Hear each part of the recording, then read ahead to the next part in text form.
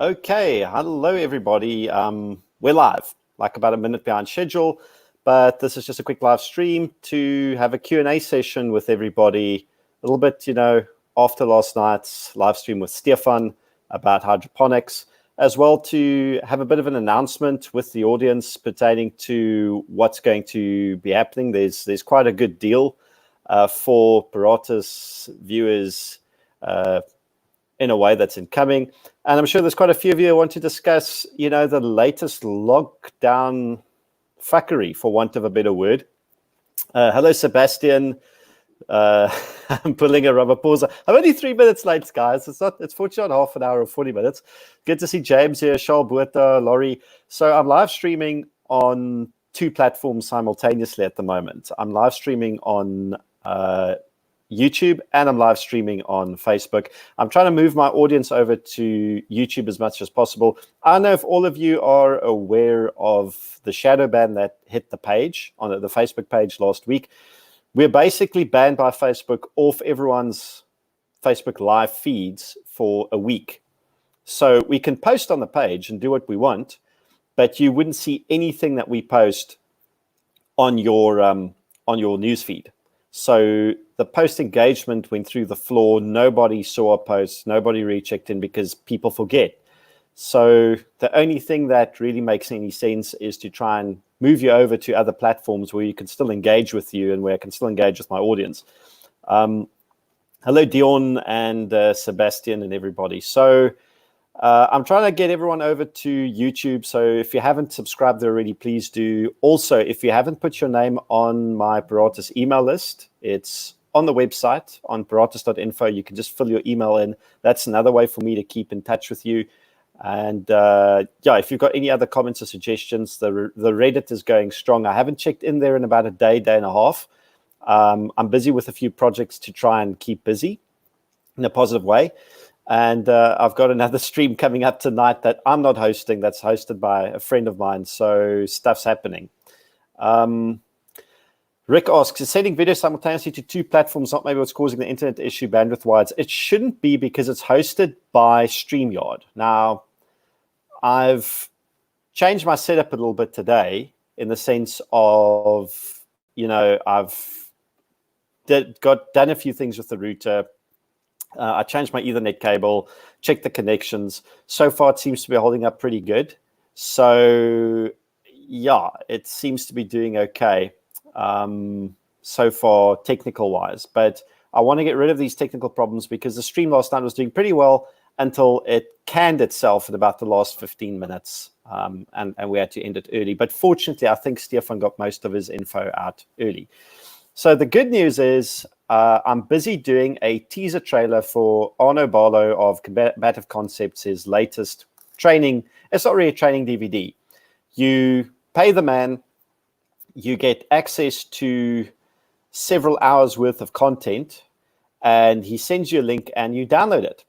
You download the footage, you download it. I've watched all of it. It pertains to pad strikes, kicks, knife work, fitness work, everything. It's a really, really, really good training resource to help you set up your own training at home. And I'm going to help him market this thing on my page and on my blog and everywhere. And Paratus gets a cut of every sale. So the more videos I sell to you guys, or rather if I sell you the package, the website gets something back out of it. It helps me cover my hosting costs. It helps me cover a lot of stuff. And these videos are going, it's about 250 Rand for the whole package. And you're getting about 2 to 3 hours worth of training material, which is superb stuff. I can vouch for Arno's quality on it. You will be able to see on the teaser trailer when it releases later this week what the deal is. But I'm going to be punting that quite heavily because honestly, the blog does need the money. And secondly, it's a really good product. And I think more people should actually support the local training guys. Arno, Mark Heman, Fortis, all these guys are high quality, international standard trainers. And in a time like this, where the future is uncertain and where personal defense is a big deal, those are the skills and stuff that you need to start looking at, especially if you can train the stuff in the comfort of your own home. So that's the good news. That's the good stuff. pertaining to, and we'll talk about that later again. So if you've got questions about Arno's videos, where you can get it, all that stuff will be facilitated. I'll do a whole proper showcasing of it, shall we say, and how you can get your hands on the product and why I believe in it. Look, I've been training with combative concepts for a long time. Rick's been there far longer than me. He can vouch for the stuff. A lot of you guys have hopefully done training with combative concepts by now. If you haven't, as soon as lockdown's lifted, I recommend doing it as funding allows. But they're good people and the material's solid. So as for what's going on, I mean, we're still sitting here in level 4. Apparently, there's a big announcement coming tomorrow. Well, the rumor mill says there's a big announcement coming tomorrow. I really don't know how big an announcement it's going to be. We'll find out soon enough. What perturbs me is we're sitting in a situation where more than 1,000 schools have been burnt down and vandalized to the point of destruction nationally already. We're seeing footage daily of people standing in queues trying to get food parcels where they're not social distancing. I don't blame them for not social distancing. I mean, it's impossible to expect it to work. This is a position I've taken since day one. So this doesn't surprise me. I don't think the cops should crack down on them.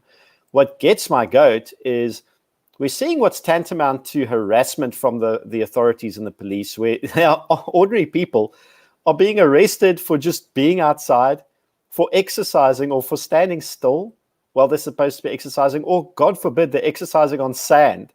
It's like the new evil thing is you're allowed to be outside. You're not allowed to be on the beach. The beach's the sandy part. If you put your foot on the sand, the cops are going to arrest you. This is how you breed contempt and hatred for law, the legal system, the criminal justice system, and law enforcement from ordinary people. Is you enforce bullshit like this, and you enforce it heavy-handedly, and you arrest people on a whim. Firstly, the civil suits that are going to result from this are probably going to be massive. I expect billions of rands worth of lawsuits to be forthcoming. I expect the SAP's budget to be completely flattened by the amount of civil claims after lockdown. And I expect a whole bunch of cops to lose their pensions over this because they are behaving reprehensibly. I get it. Not all policemen are evil, but we're seeing so much evil being perpetrated by men in uniforms. It's becoming very difficult for the ordinary citizen to differentiate. How do you know when you're circulating out there that the cop you're interacting with is a good ethical policeman who takes his job and his oath to office seriously? And how do you know he isn't? How do you know he's not a criminal or a thug in uniform? This is a thing we don't have that knowledge. There's huge asymmetry of information. And unfortunately, bad behavior by cops, I'm being told, oh, it's only, a few dozen bad cops that are giving everyone else a bad name. I'm going, sure, maybe that's the case. Unfortunately, we don't know. We don't know who the good guys are and who the bad guys are. And the good guys, the good policemen, aren't stopping the bad ones from arresting people for bullshit reasons. They're helping them, or they're keeping quiet, or they're just standing there and watching it. Unless the good cops start stopping their colleagues doing bullshit, the level of respect for the overall entity is just going to keep declining. And I mean, I'm a talking head on the internet. No one really cares what I say. And my opinion isn't gospel. The thing is, I'm just echoing and I'm toning down to a large degree what I see on the internet. I mean, on the End the Lockdown Mzansi Facebook group, there was a post about the surfers being arrested, and thousands upon thousands of people commented on this thread. And all of them were anti-police, viscerally anti-police. Now, if you reach a point where such a large segment of the public start hating you, you must start wondering, but going back to Pelian principles of policing, is policing even still possible? Because now you're policing a community without their consent. And not only are you doing it without their consent, you're actually doing it to a point where they openly loathe and despise you. And that trend is going to carry on moving in the direction it's moving. So the sentiment of the public towards law enforcement isn't going to improve. It's going to carry on worsening week by week. And, it's fine to target the soft segment of society, the surfers, the joggers, the Sea Point, yoga people, especially if they're young girls with backpacks at Bloberg who can't put up a fight.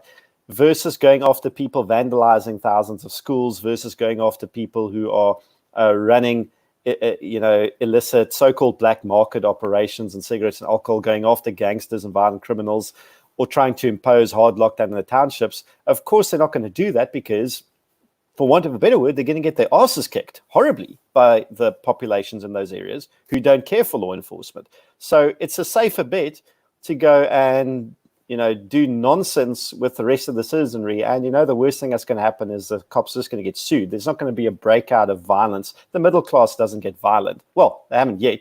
I'm not saying it's entirely incapable, but there's too much passive resistance, and that's pretty much the norm. That's how the middle class protests, is withholding funds, withholding taxes, lawsuits, this sort of stuff. So we're probably going to see a hell of a lot of civil claims. I expect a lot of pro bono work from lawyers and advocates who know what they're doing.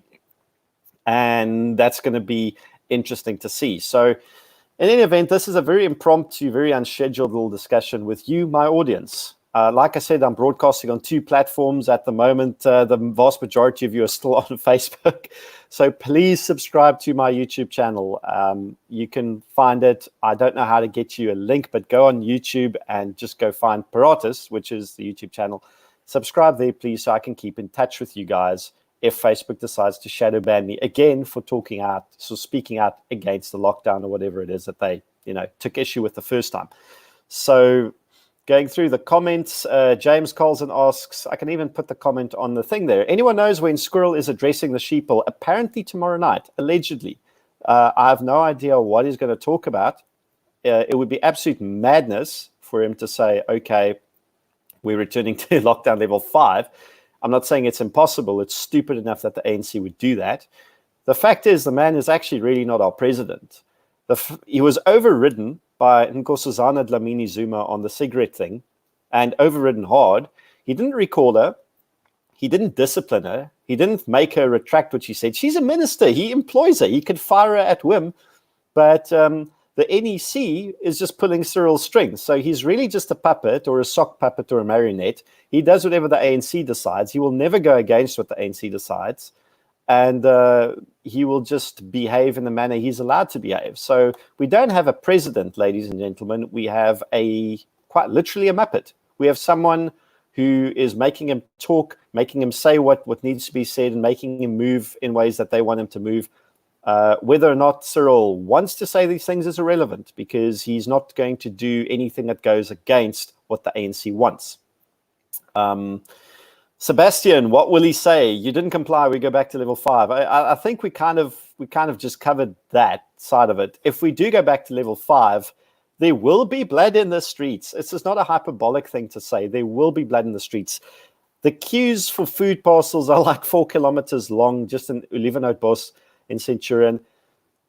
That's the start of it. We're going to run out of public funds for grants. They already made a complete stuff up with the grant payments, where they paid some people double and have paid some others nothing.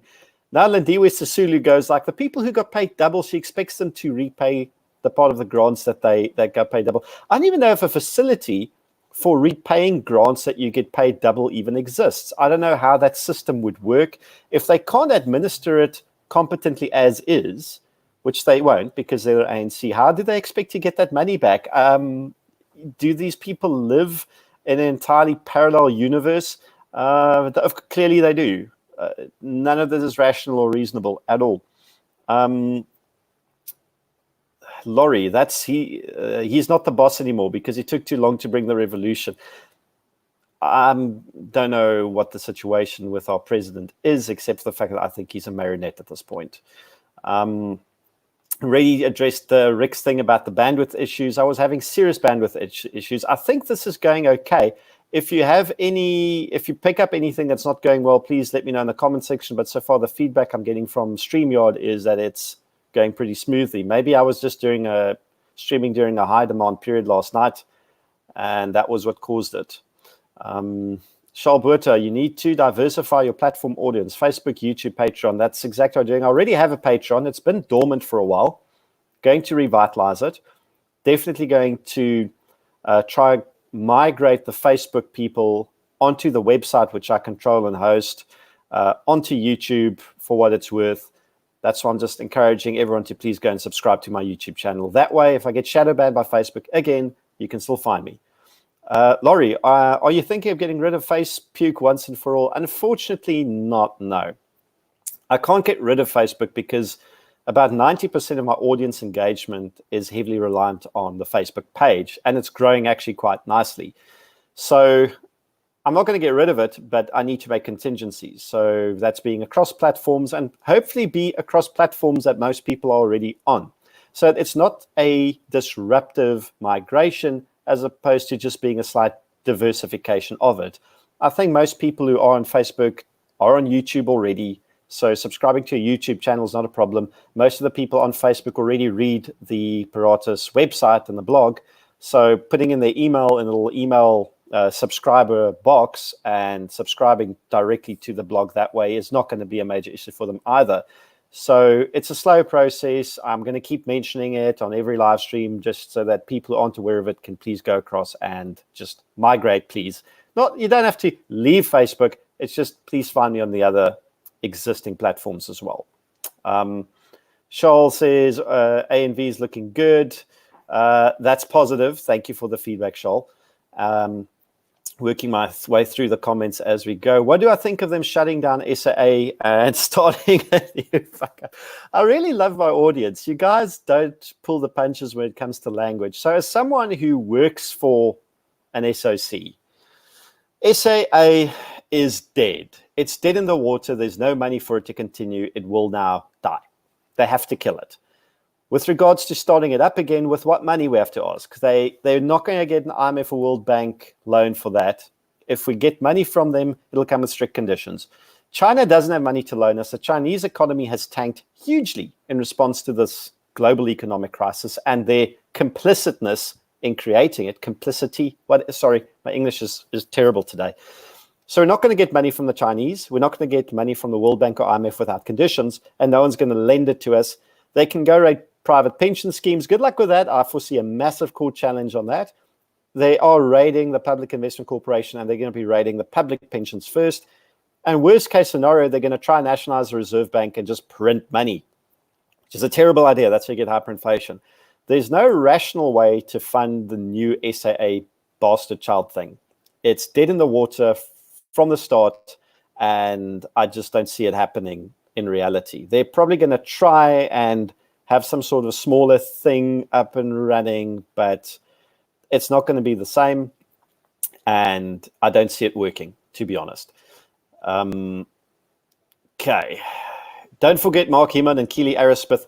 Absolutely not. You know it. And I've done a lot of work with MDW. I've done a lot of their courses. They're excellent people. I can highly recommend working with Mark and Keely, attending the MDW courses. A lot of their stuff's online as well. They're good people, and their training material is solid. So, and if you live in the Cape and you can attend the courses in CT, even better. Like, please do that. Sebastian, I saw a whole bunch of SAFA expats praise SAPs and the rest of the lady in Blowbag Strand. This is a major problem with, I'm not going to call it an expat mindset because it's not, that cuts too broadly. There are too many expatriates that have a brain. The middle class needs to stop praising law enforcement for putting their boots on our throats. We need to stop praising them when they arbitrarily just arrest people for being outside 1 minute past 9 a.m. in the morning. We need to stop praising government for giving us a 3-hour exercise window from 3 until 9, which makes no sense. Why are we crowding everyone at the same time every day to do exercise? Some people have to work and they can't make use of that window. Might as well open the exercise window all day and just expect people to be responsible. Wow, we're adults. We're allowed to vote. We're allowed to procreate. We're allowed to drink and smoke. Well, we used to be allowed to do those things. We are being infantilized by government who is treating us like we are children, and we need to stop being okay with it. That's basically all I'm going to say about it. Volfont, the announcement is that we're all going to get special fun time camps. Yeah, they're going to probably call them quarantine facilities. They're really concentration camps, like what's being done to the people in Groblersdal at that camp, where a medical team was turned away from testing them, where they have been kept with inedible food in terrible conditions, and have launched a court challenge, which is taking forever because the justice system isn't working during lockdown. Well, not working properly. if they're going to start trying to intern people into camps, that's going to be the straw that's going to break the camel's back if they come up with nonsense like that. We'll find out probably in due course, but you know what? I can don't expect people to go quietly to these things, you know, especially if they start taking your friends and family. Paul, who cut your hair? It was a joint effort between myself and my mother while I was still in Swellendam to get that done. So it's growing out a bit again. I feel like slightly less of a prisoner than when the clippers went through the first time. But I see more and more people rocking this particular look lately. So it's either this or ponytails. I'm not a ponytail kind of guy. I'd rather just shave my head. So that I can look like a skinhead, and some left-wing idiot on the internet can accuse me of being a right-wing fascist, which, you know what, whatever works for them, whatever makes them feel happy. Sebastian, a non-functioning police state, exactly. I mean, we're not even getting that right. Peter Martin, hello, Peter. Thanks for tuning in. Dylan Thomas Prowse, it's his lockdown haircut. Do you want to see mine? Actually, we should do a comparison regarding lockdown haircuts, because everyone seems to be doing the same thing, and it keeps us sane and entertained. Dion Storm, Dion, good to see you here. Latest is cyclist being buzzed by a SAPS helicopter. You're kidding me. The air wing is already like non-functioning on a good day. Now we're using these resources to chase after cyclists. What an absolute dog show this entire thing has become. I mean, it was a dog show from day one, but it's really developed into a proper one at the moment. Dylan, I was unable to find your live chats for over a week. Now you know why. We got shadow banned, and while I was shadow banned with the post engagement that just dropped through the floor, I didn't see any point to trying to live stream with an audience of 3. I mean, I went from audience of like 100 to 200 people to 3 people finding the live stream. It was a mess. This is how much power Facebook has over my page, is it can take, without removing my page, without banning me, without doing anything extreme, they can shadow ban me. I have no recourse. If you want to know the full process, what happened is pinned on the Facebook page, and it's one of the articles on the actual website. Please go read it and just go see what a complete mess it is, because they say their human resources are stretched due to the COVID-19 outbreak. I don't know how that even works. And they can't even process my appeal. So I was stuck for a week without being able to reach my audience and unable to appeal it. It was a complete and utter mess, a shit show. Sebastian, Australia did the same thing with 3 people drinking on the rooftop. I actually saw that video of the cops with their forward-looking infrared camera on their helicopter and their loudspeaker telling the kids on the rooftop to disperse because they're not adhering to social distancing rules. There were literally 3 of them drinking on top of a roof by themselves. And I think as they left the roof in protest, they gave the helicopter the Nazi salute, which I thought was fantastic. That was brilliant. I don't know if that was coincidental, if it was planned. If those crazy bastards planned it, well done to you for sticking it to the man. Hello, Rowan. It's goed om jou hier te sien.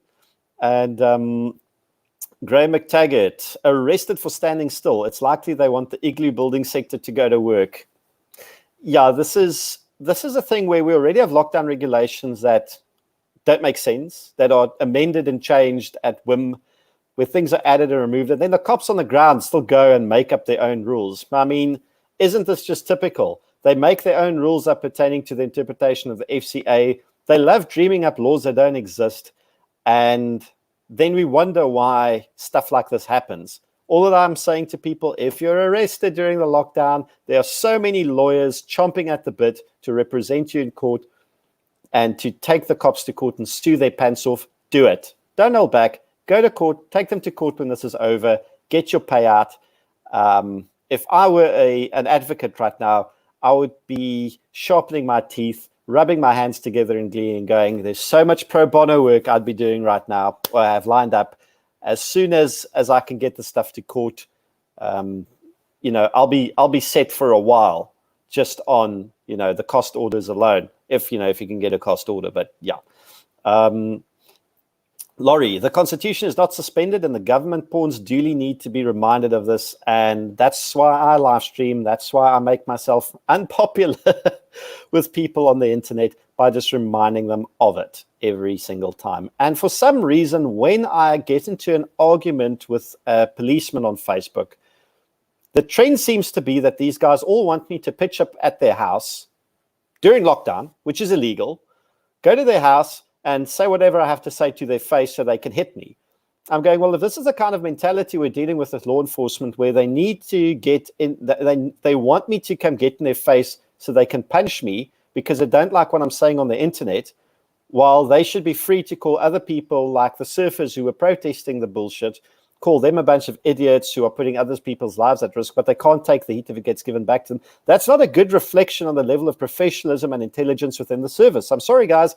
If that's your base argument, that you don't like what people are saying when they disagree with you, that you need to meet them face to face, well, you know what? I'm not much of a fighter, guys. You're probably gonna get in a good couple of punches, and I'm not interested in fighting. But if that's the way you argue, then it tells me everything I need to know about your sick mentality hiding behind that badge. Not a good look, not a good sentiment from people who are supposed to enforce law and order and uphold it, and who have to live by the motto "Bato Pele," meaning people first, because clearly people aren't first here. People aren't first. The bullshit interpretation of whatever the ANC decides the lockdown reg are, that's what comes first. So in essence, law enforcement is turning into the armed, uniformed wing of the ANC. They discarded MK years ago. They have the SANDF and the SAPs to now do their dirty work for them. I hope I'm wrong. I hope I'm being hyperbolic, but that's how I'm seeing it at the moment. Rowan Abach, referring to the City Press article, is basically a declaration of war against the civilians. If any of you haven't read the City Press article about the advocate that's representing the guy that got murdered in Alexandra by uniformed members of the army, uniformed soldiers, go read that stuff. Go read the type of stuff that was communicated to the military, what their wording is, and how they must find, fix, and eliminate non-compliance. It reads like a declaration of war against the citizens. This is a type of military terminology. This is why I've always said, maintain the position. You do not use the military for law enforcement ever. They're not suited to it.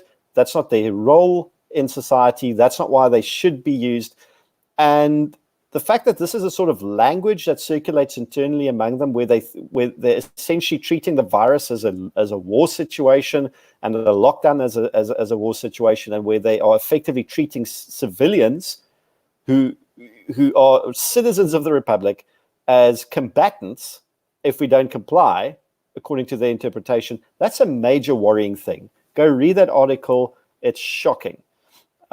Jason, do you think we're on the brink of a civil war? I don't like using the civil war terminology because it seems hyperbolic.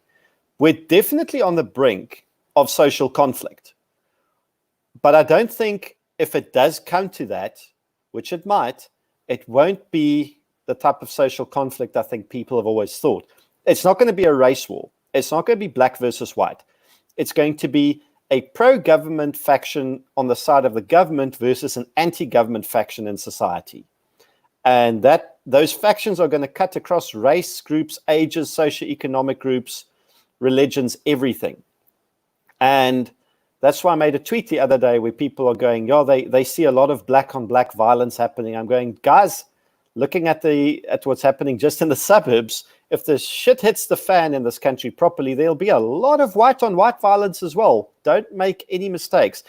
If this situation deteriorates so badly that it gets to a point of open civil conflict, it's not going to be a case of one ethnic group standing against another ethnic group. It's going to be a mingelmoes and a complete shitstorm, and the line will be drawn pro-freedom, anti-freedom, pro-government, anti-government, and there's going to be a lot of fluidity either side, and it's a very difficult thing to call. I think the closest thing we have right now is pre-breakup Yugoslavia. And we all know what happened there between 1990 and 1999. Over that 9 to 10 year period, it was a bloody mess of ethnic cleansing and bloodshed and sieges. What gives me a lot of hope, though, there are strong rumors, and I have not yet confirmed them, of King Goodwill Zwelithini basically having a position that the lockdown is nonsense. Apparently, he issued an address in Zulu that has not reached the mainstream media, where he is speaking to the Zulu people. Now, I've known that King Zwelithini has wanted to secede from the Republic for some time, that he's threatened secession for some time, and if the EWC issue was going to be pushed, that the Zulus would take their kingdom and bail. And I'm sorry, the entire military of this country is not going to stop millions of Zulus from seceding. There's no way, especially if many people in the armed forces are Zulus with their fealty sworn to the king. You can already figure out how that's going to go. So if anyone's going to lead the charge regarding how to stand up against government, it's going to be the poor in the townships, and it's going to be the Zulus. So I'm watching this with great interest, and it'll be interesting to see how this develops. So I'd like to hear your opinions on this as well. What do you guys think? What have you heard anything similar? Have you, through your channels, encountered similar rumors? It's open to interpretation. This is a Q&A session, so I get to ask you guys questions as well. You know, you don't just get to ask me. Dylan Thomas Prowse, yes, about police. They made an oath to serve and protect. Apply that to what we are seeing. We're not seeing that oath being upheld, clearly. That's as clear as day, unfortunately. I'm just scrolling through the comments, so if I'm keeping quiet, I'm not ignoring you guys. There's just so much of it, and it's all good. Worst thing cops being sued. On a lighter note, Marikana. Let me just put your comment back, Andre. I said at the start of the lockdown, in the first few days when the authorities killed more people than the virus did, that we are spoiling for a Marikana 2.0 or a Sharpeville 2.0 or a Soweto 1976 2.0, where the authorities are going to be killing people in the townships. They might even be killing people in the suburbs at the current rate. I stick to that prediction. Unless something drastically changes in the approach to this, the heavy-handedness is getting worse. The civilian tolerance of the heavy-handedness is deteriorating, getting lower and lower and lower. At some point, something's going to break. We've already had people throw stones at the cops. We've already had public violence from Kimberley to Pinetown to Mitchell's Plain. It's not going to get better the longer the lockdown lasts. It's only going to get worse the longer the lockdown lasts, because our financial resources, our economic resources, and our social tensions are just being exacerbated further and further and further. The situation isn't improving. So if a situation is not improving, how can we expect any other outcome? Sean Murphy, it comes back to the money. The people of the suburbs can pay a 10,000 Rand fine for mowing the lawn, except they won't. And I've got it on good legal advice that the vast majority of these fines are not issued legally. They will not be processed by a court. They will be thrown out if they're even processed. If you get fined, don't pay that fine. Challenge that fine. Take it to court. We'll see if it gets thrown out. I think a whole bunch are just going to get thrown out en masse because of the nature of how they're issued. So those fines are not going to be worth the paper they're written on. So if you get fined in the suburbs, don't argue with the cop. Take your fine. Don't tear it up in front of his face, but don't pay it. Challenge it. Challenge that fine.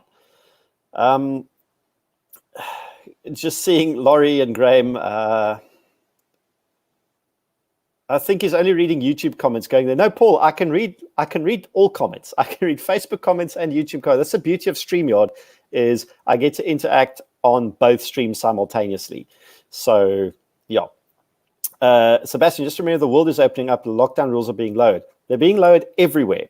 Everywhere except here, where we insist on still carrying on, and we're not. Do we still have scientific criteria for this lockdown?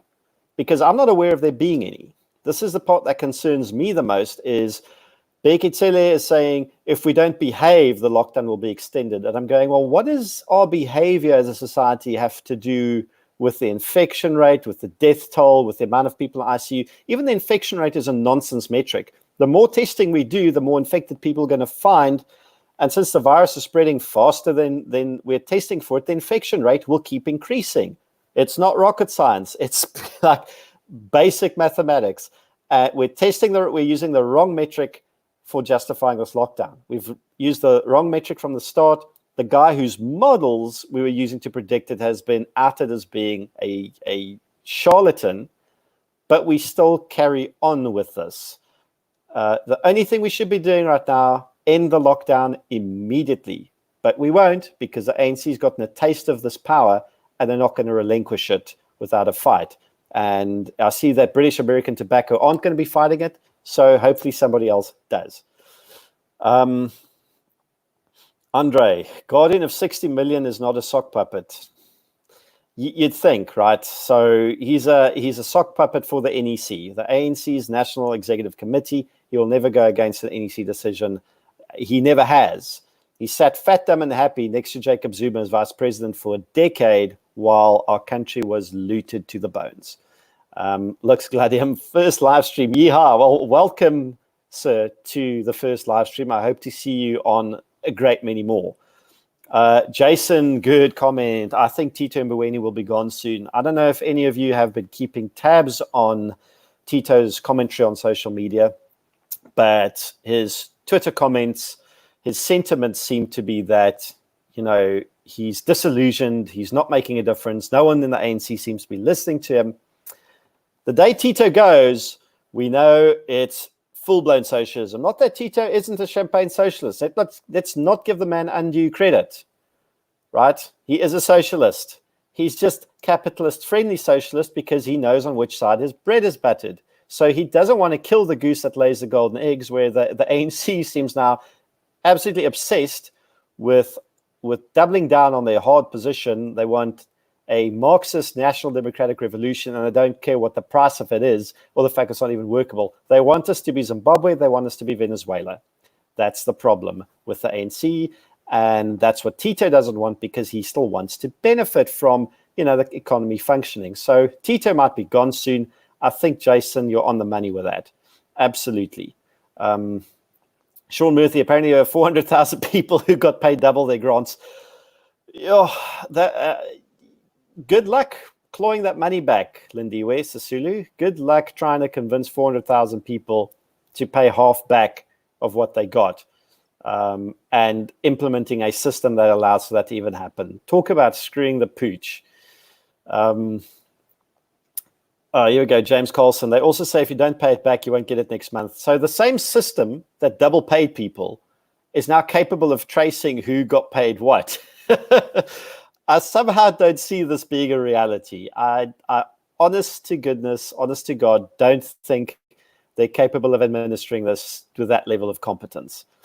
Laurie asks, since when was rationale and reason part of the commie agenda? It was to a point while they were still scooping gravy quite happily, but now the chips are down, the house of cards are falling in, and they're now scrambling for the crumbs or the table scraps, and it's getting ugly, and the Marxist agenda is winning over the little bit of rhyme and reason that was left.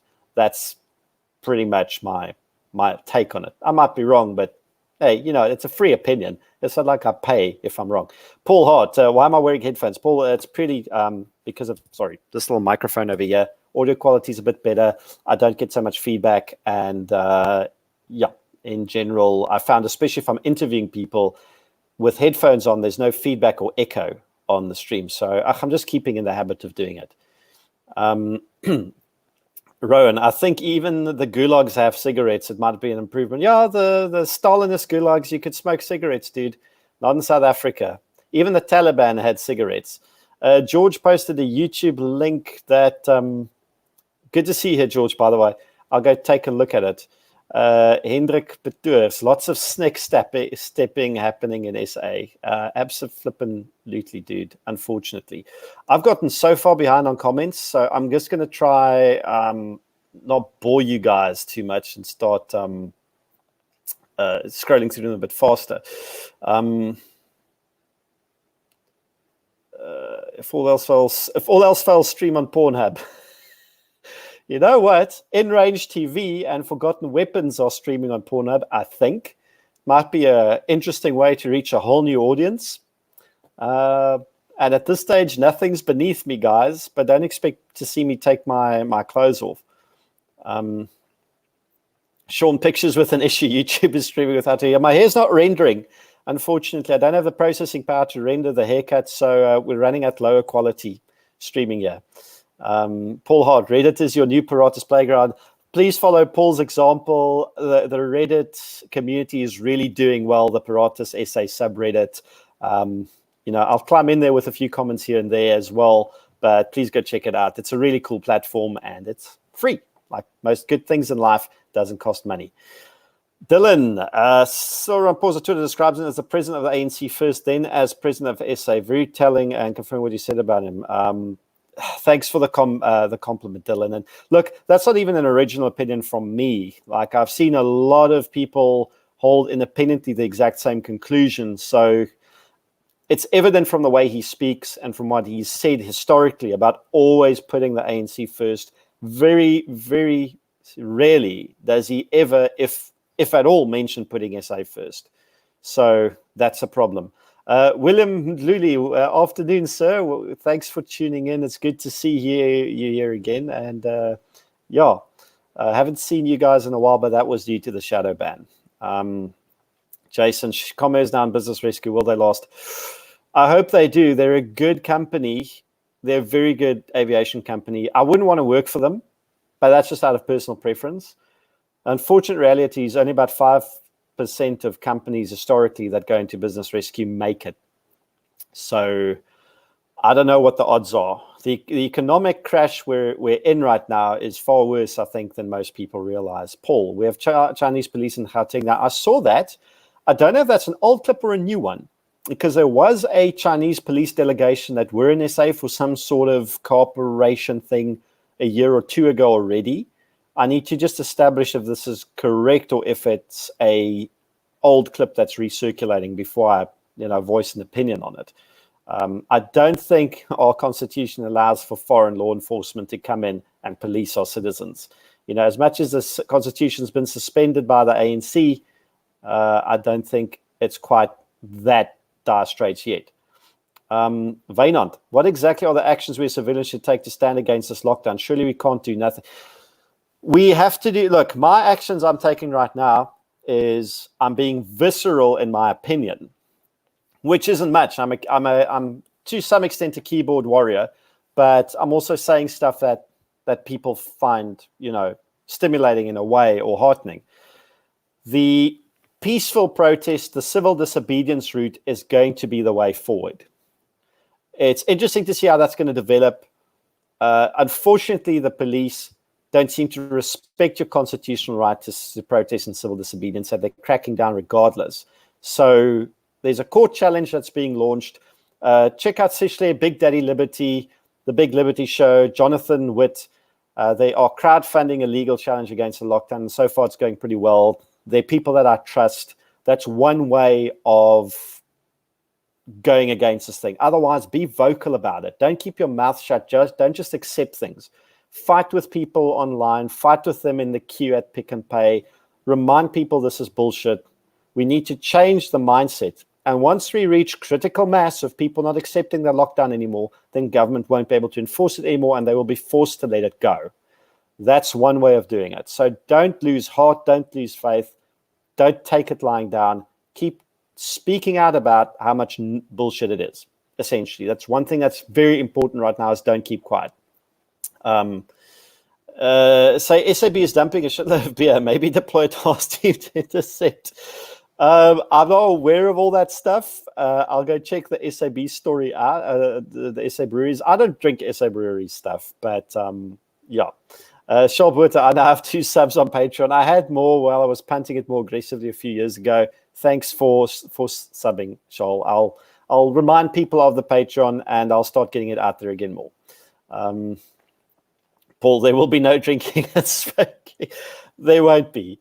Dion Osberg, the radical transformation is all that this present government wants. It doesn't matter if it completely destroys the country. This is their main directive. And under the flag of COVID-19, they're hard at work at transformation. And it is destructive transformation.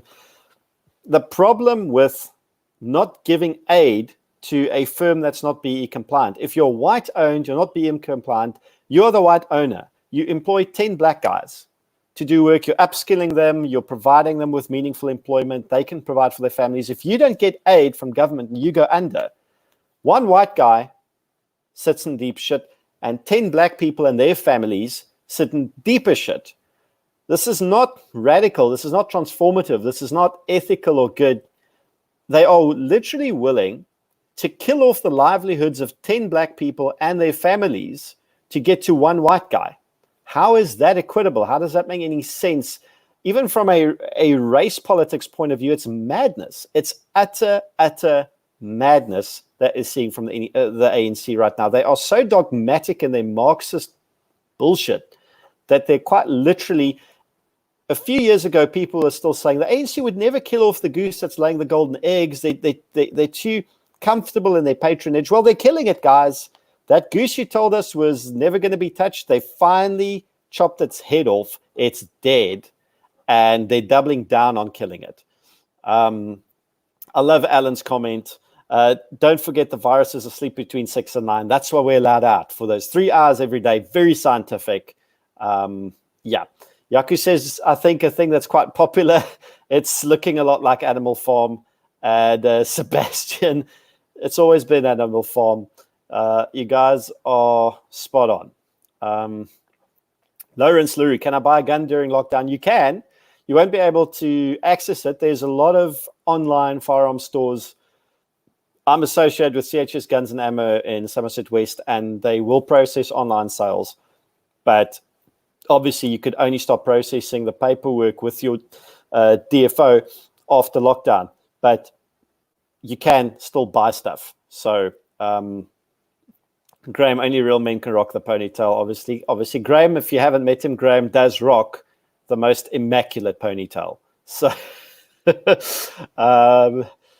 I'm trying to catch up. You guys keep typing me comments. It's brilliant. I love it. Thank you. Please keep them rolling in. But yeah, I'm trying to catch up to the point where you ask stuff, but the comments are absolutely golden. Brian, good to see you here. Dion's comment about the motor trade's a really good one. Like, we had like a 98.2% decline in new vehicle sales in April. Obviously, I mean, if you can't operate a dealership, who are you going to sell to? How are you going to facilitate that transaction? You can't. And that's just one industry. Stephen, good to see you here too. In all seriousness, do you have a plan for when the Gestapo come get you for sowing treason? I don't. Paul, I don't have a plan for that. At this stage, I don't think we've reached a level where one can be arrested for speaking your mind yet, but it will probably reach that point, and we will have to then speak our mind on other platforms where we're anonymous.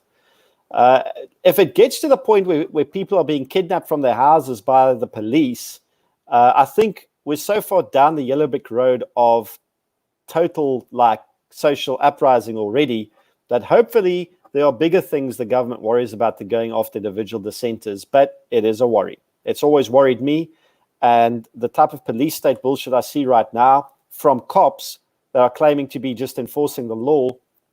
Dude, if the government tells you and they write a law that I'm not allowed to have an opinion on YouTube anymore and you come arrest me, you're not the good guy that's just doing what they're told and obeying the law and giving me other channels. You're a tyrant.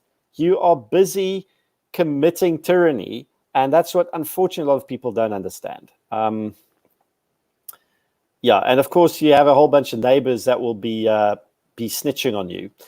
Graham, sorry, but the Roman salute part was them responding to police commands to raise their right hand and show they had heard the police orders. Okay, those are the kids on the Australian rooftop in the helicopter we spoke about earlier.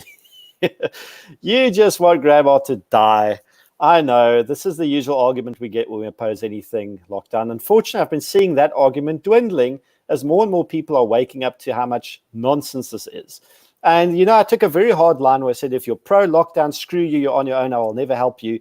If you change your mind and you see the light, guess what? You're back in my camp, back on my side of the fence. I'll welcome you with open arms. But if you keep supporting the lockdown like a blind sheep, well, that's insulting to sheep. Sheep have more intelligence and more spine and backbone and fortitude than the people who are just licking government boots. So if you're a bootlicker, then no, I will not help you if the shit hits a fan. If you were a bootlicker and you saw the error of your ways and you can prostrate yourself before the people who have been telling you you're being an arsehole forever, then we will probably take you back. I mean, We're going to need all the good thinking people we can get at the end of the day. Rick McNamee. There's a clause in the DMA indemnifying SAPS and SNDF of any wrongdoing. Aha! So this is why they're behaving like a Gestapo. They can get away with it during the disaster. As long as these disaster management regulations are in line, this is just depressing reading, Rick. This is not the sort of stuff you want to see. And if this is a reason why the cops are behaving the way they do, I'm sorry for them. But the vast majority of people who previously had some sort of respect for the uniform and the badge, that's dead. It's done. No one's going to teach their kids anymore to run to a policeman when there's trouble because you can't trust the policeman anymore. The cop is not your friend.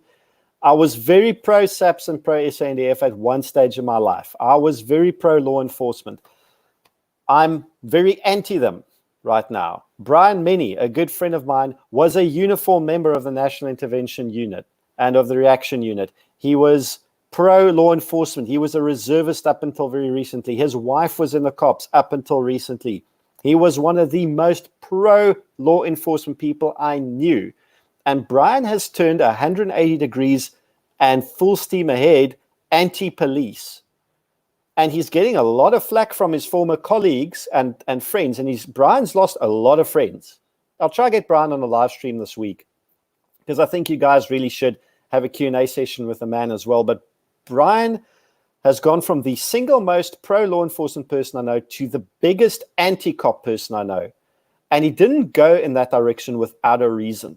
And everyone that's giving him shit because of his attitude change and because he's so anti-cop failed to understand the reasons underlying that change. Brian didn't change because it's fun for him to change. He changed because he was so disillusioned by the behavior he saw, so disillusioned and disgusted by the way that uniformed police members are just trampling on their oaths to office that he has taken a complete 180. And if someone like Brian can go out there and call the cops out for being thugs and criminals and rapists and murderers, then you have to really wonder how badly are they doing on the ground that someone like Brian is willing to throw them under the bus this badly, right? Willing to throw friends and family and former colleagues under the bus because he hates what they stand for that much. That's an indication that nothing is A-okay within the cops, that there's a lot of stuff very, very wrong, and that's highly concerning. It's highly concerning to me. It's highly concerning to almost everybody at this stage. Gideon, so Rowan, technically as an employee of Paratus, I can represent the fist fight. So here it is. Anyone watching this who wants me to come tell something to their face, Rowan really wants to do that on my behalf. I second him. He's my guy. And the last time someone, wanted to meet me face to face, I had a list of really big men who wanted to go in my stead. So at this time, I think Rowan is front of the queue. But there is a queue of volunteers, so I'll just send you guys since you'd like to go. I don't have a dog in the fight. I don't have an ego about this sort of thing. If you want to go on my behalf, feel free. Sebastian, in America, cops are refusing to enforce lockdown rules as they're in violation of the Constitution. In many states, unfortunately, in a whole bunch of counties, there's been a lot of petty tyranny as well in the US. A lot of petty tyranny, but it gets called out. And it doesn't get taken lying down. And this is the thing I love about the Americans, is they love freedom to the point of being almost, hyperbolically so. They will not take any erosion in their freedom lying down. And it's a great country filled with great people. Think of their president what you want. But there's something infectiously amazing about the American spirit. And I love it. I love everything, almost everything, that the Americans stand for when it comes to freedom. So, Wolfhound, it's time to cancel the police. They've attempted to serve their purpose. We need to start over. Exactly. I think disbanding the SAPs and replacing them with a local entity and getting rid of national policing entirely is the way forward. I mean, I'm still involved with the ZACP, but we wrote a whole policy document on how we would change policing in SA, how we would completely decentralize it, how we would devolve it down to local level, municipal level, metro level, provincial level, region level, whatever you want to call it, to remove the centralized asymmetric power base from the cops because it's turned it into a sick organization that can no longer be rescued. The SAPS cannot be rescued. It's sick. It needs to be put down, and it needs to be entirely replaced by something new. I'll find that article and I'll put it on the page because some people might find it interesting reading. Paul Hart, I asked one that was waddling around if they had shot any viruses with the R4. We're the only country in the world that think you can fight a virus with R4s, handcuffs, and Caspers and Nyalas. It's ridiculous. Still scrolling through the comments. I'm catching up a bit. Sean, you are seeing it correctly. The SAPS and Metro Cops are showing that they have plenty of enthusiasm for following government orders and serving them, but when it comes to serving the public, then things everywhere goes titties uppies. Rick Mayer, a guy in Seaport had his car torched for feeding the homeless. Really? I didn't know he had his car torched. I know someone was arrested for feeding the homeless without a permit, but I didn't know someone had their car torched. So if you can find that reference to that or info on that, Rick, please send it to me. I would love to read about it. Well, I wouldn't love to read about it. It's a terrible bloody thing, but I'd like to know what the hell happened there. Trying to catch up. Here we go, Wolfhound. I'll join them. Where do the Zulus live and do they have internet? You know what? Catch up with Sishle, Big Daddy Liberty. If you're not subscribed to his channel, if you're not following his Facebook page, if you're not following on Twitter, please follow the man. He is a godsend. Sishle is one of my favorite people. And you know what? It's time I do a live stream with Sishle where we can talk freedom, we can talk guns, we can talk whiskey and tobacco, we can talk the good stuff. So if you guys want me to do a thing with Sishle, I'm going to bring the man on board. You know what? The man's a legend. And I think a lot of us are going to be sticking with the Zulus. Not an unfair comment, Sean. I know that Goodwill likes his state perks. He likes his government perks, but those perks are going to dry up. And I think when they do, he's going to take those perks and he's going to cancel his subscription to the Republic of South Africa. At least we hope he can. Hang on a sec here. James asks, off topic, but I've heard that the TERS UAF has been given to a company in India to capture. I don't know. I just know one thing, that apparently the SAPS's pension funds, the GEPF, the Government Employees Pension Funds who administer it, issued a notice that they will only have access to 1/3, allegedly, only access to 1/3 of their pensions, and the remainder will be administered on their behalf. So their pensions have now been locked in by government. They can't get their pensions out anymore. What does this indicate? It means governments are going to raid the pensions. I'm sorry, guys. I'm genuinely sorry for the good cops here. Okay? But the cops are going to lose their pensions. That's all I'm going to say about it. The cops are going to lose their pensions, and I'm just going to keep my sentiments quiet regarding it. Sean, we don't hear of any major incidents in the townships lately. Are they even patrolling this still? It seems like a major effort is now roadblocks on highways and beachfront. That's a very good question. I have it on good authority, very good authority from people working in the townships, that the townships are business as usual.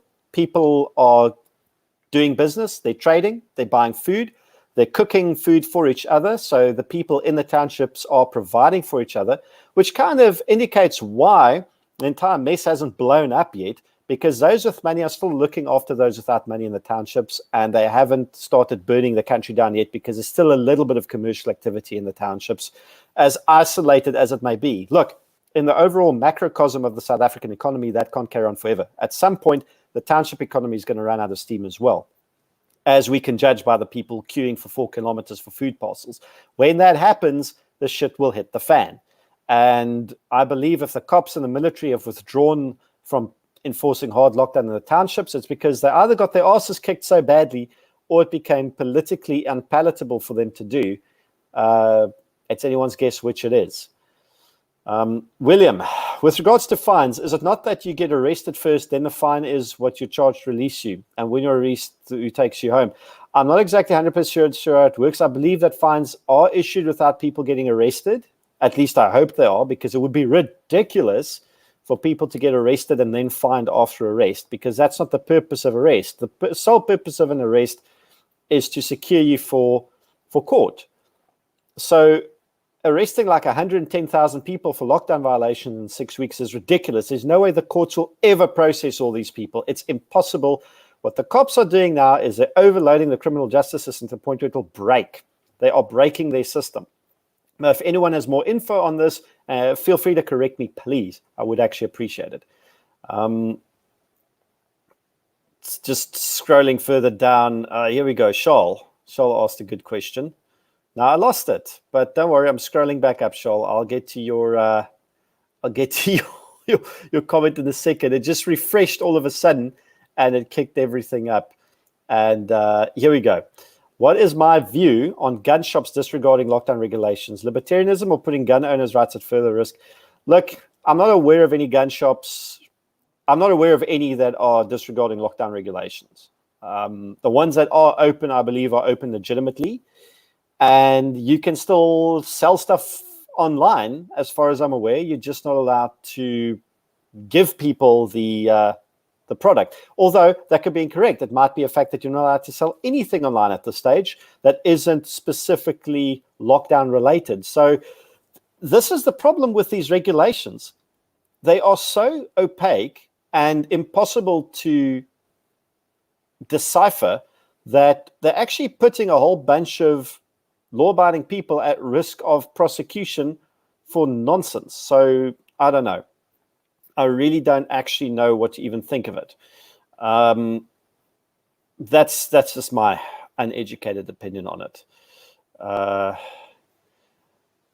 Just trying to catch up again. Every time I catch up to the comments, you guys write me. I love this one from Rick. Soapbox, jury box, ballot box, cartridge box. Those are the 4 boxes for defending liberty and democracy, and to be used in that order. We're still on the soapbox at this stage, but we are very quickly progressing to the jury box, and the ballot box is proving ineffectual. So the last box is not out of play yet, guys, and that's the concerning part. So, Gugu, it's good to see you here, sir. Thank you for my favorite, well, one of my favorite fellow keyboard warriors. Sorry, Sebastian, you and Gugu are tied for my favorite position. Well, Paul's also, I mean, all of us are keyboard warriors in our own special way. William, lifting the lockdown is a great idea, but the fear that they've instilled in me, I'm afraid to go to work. I don't know. Maybe I'm also just looking for a reason not to go back to work. No, William, I think, in all honesty, the level of bad info, I will not judge a single person that tells me they're scared of this virus, because that's been the narrative, and it's been a very powerful narrative. Okay, I don't think anyone wants to get the virus, but we probably all will at some point. It's got a 98% survivability rate. If you're not over 65 and obese with underlying health problems, your odds of surviving it are pretty damn good. But that's also the thing, is lifting the lockdown, there's going to be the economic impact of everything is going to be that's going to be a market impact. There's no way others around it. William, what bullshit is this? Because it's not only BE compliant companies which have been devastated. Also, I'm sure there are black individuals in your organization employed. That's exactly the thing. You may have key personnel that are black, but you're not fully compliant with BE, because guess what? It's expensive. It's horrendously expensive of a small enterprise or medium one to comply with BE regulations. You get shit canned, and your black employees get shit canned with you. It's terribly tyrannical. Googs. On the flip side, a result of radical change is that as a black employee, you're far more likely to be retrenchment first. As common unspoken, though, is that you'll fare better because of these legislations. Truth is you don't. That's the thing. The law of unintended consequences coming back to bite everyone. Brian, it's good to see that you're still here. We're going to do a live stream, Brian. If you're still watching this, we're going to do a live stream. You and Big Daddy Liberty, maybe on the same one even. We'll see. Please do another live stream about conspiracy theories. I will do one, Dylan. I just need to get some more conspiracy theories. But there's been quite a lot of good ones. There've been a lot of batshit crazy ones, but mostly good stuff. Just check what else there is on the comment section. Brian's just correcting me. He's like, to be fair, I was also a permanent member and a reservist. Correction. Thank you. I don't think I don't think that's going to change the validity of your sentiments, Brian. Colin. Thinking of the paddle guy arrested in Maisenberg, what are our rights, or at least appropriate steps we can take if arrested for breaking curfew regs? Asking for a friend. Get a good defense attorney on speed dial right now. Depending upon where you are. In Cape Town, I made use of Keith Guess. Keith is a great defense attorney. I would get in comms with him, pay him a consultation fee, get him on speed dial, and if anything happens, he's the first guy I'm going to phone. But there are excellent attorneys.